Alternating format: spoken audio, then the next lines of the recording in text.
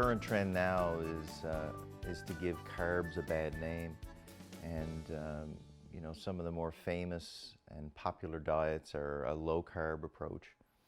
Unfortunately, that leaves you with the necessity to bring up your protein or bring up your fat content to make a certain minimum number of calories to survive. And we see when you have a high protein diet or a high fat diet, the rates of cardiovascular disease significantly go up, as well as rates of other chronic disease. I think there's been a number of researchers and clinicians who have made a very solid case to say that starch needs to be the center of the human diet, both from population studies and in their own work clinically.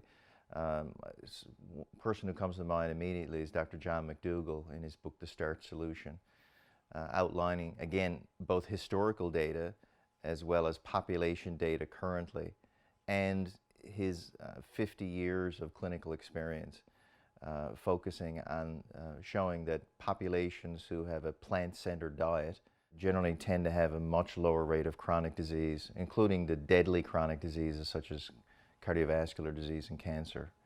So, and by definition, a plant-centered diet is a high-starch diet because starch is a complex carb found only in plants.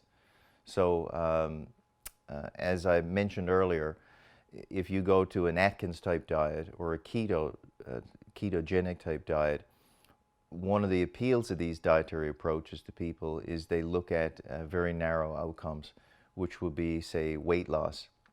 But you got to look at how you achieve the weight loss. The weight loss in these high protein or high fat approaches cause an acidification in the body. So it disrupts the natural physiology of the body and puts your body in a stress state.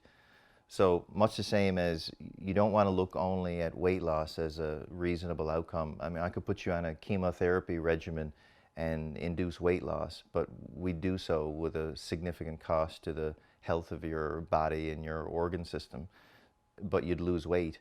So if you just have a narrow view of what your goal is and say, I want weight loss at any cost, then chemo is a very effective strategy, but it's extremely dangerous and would be considered negligent, obviously, to recommend it as a weight loss strategy. So you need to look at the global picture. We want weight loss, or in most cases weight loss, achievement of a healthy body weight would be more accurate.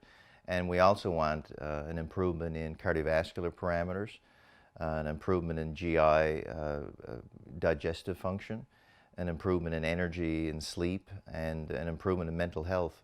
And the only diet that really fits that profile and meets all of those targets would be a whole food plant-based diet.